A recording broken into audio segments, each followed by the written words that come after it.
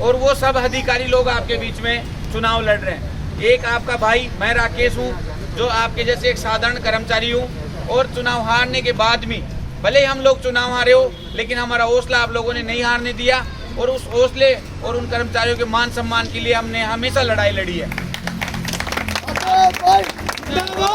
आप लोगों को पता होना चाहिए कि कर्मचारियों को 2 साल में स्थायीकरण हो जाता था, 2 साल में स्थायीकरण नहीं हुआ, 3 साल में जाके स्थायीकरण हुआ। जब टोंक रोड पे हम लोगों ने धरना दिया, वहाँ किरोड़लाल जी को लेके बैठे, उसके बाद में हमारे कर्मचारियों का स्थायीकरण हुआ। उसके बाद में कर्मचारियों का जो एरियर का मसला है, आज दिन तक आपको पता है कर्मचारियों का 1.5 लाख रुपए लगभग एरियर बकाया था। अभी भी यहाँ ग्रेटर के कर्मचारियों का लगभग 1 लाख रुपए एरियर बकाया। और हेरिटेज वालों की तो बेचारों की इससे भी बुरी स्थिति, वहाँ तो 1 महीने का एरियर मिला, वहाँ पैसा ही नहीं मिलने दे रहे, जबकि वो यूनियन के पदाधिकारी रात और दिन वहाँ बैठे रहते हैं, लेकिन वो कोई सुनने वाला नहीं है। आप लोगों को ये पता होना चाहिए कि आज ग्रेटर में अगर कुछ काम हुए हैं तो वो सिर्फ आपके संघर्ष की वजह से हुए हैं। हेरिटेज वालों की तो और भी बेचारों की हालत आपसे ज्यादा खराब है। RGHS एक योजना है जिससे प्रत्येक कर्मचारी और उसके परिवार को 10 लाख रुपए का मुफ्त गवर्नमेंट की तरफ से इलाज है। आदरणीय मुख्यमंत्री जी एक कर्मचारी के लिए बहुत अच्छी योजना लेके आए हैं। सभी राजस्थान सरकार के, चाहे वो कोई से भी डिपार्टमेंट के हो, पुलिस वाले हो, चिकित्सा हो, शिक्षा हो, कोई से भी हो, सभी को 10 लाख रुपए का इलाज फ्री है।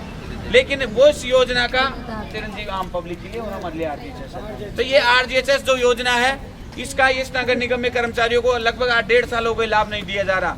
जबकि पता होना चाहिए कि हम समस्त सैनिकों को इस योजना का सबसे ज्यादा, क्योंकि हम गंदगी का काम करते हैं, हम लोग ज्यादा बीमार होते हैं, मेरे परिवार वाले ज्यादा बीमार होते हैं, लेकिन यहाँ उस सिस्टम का भी इन्होंने लाभ देने में जोर आ रहा था। उसके लिए भी आपके सामने हमने मंत्री आवास पे बैठे DLV का घेराव किया, आप लोगों की वो रखी, और आज लगभग मैं समझता हूँ यहाँ ग्रेटर में 70 से 80% कर्मचारी जिन्होंने रजिस्ट्रेशन करवा लिया, उनका RGHS चालू हो चुका है।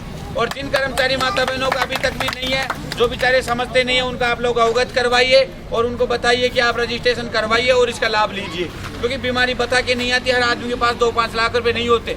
बीमारी जब आती है तो इंसान ये देखता है, सरकारी हॉस्पिटल की वेट नहीं करता, पास में कौन सा हॉस्पिटल पड़ेगा। आजकल बीमारियां कई प्रकार की है, ईश्वर बचाए, लेकिन फिर भी किसी के साथ अगर ऐसी दिक्कत होती है तो हम लोगों के पास ये जो योजना है, इसका पूर्ण रूप से हमारे पास रजिस्ट्रेशन होना चाहिए, जिससे हम लोग इसका लाभ ले सके। हेरिटेज वालों को इसका भी लाभ नहीं मिल रहा था, लेकिन अभी हम लोगों ने जो DLV पे जो धरना दिया, उसके बाद भी इस योजना का लाभ अब उन कर्मचारियों को मिलने लगेगा।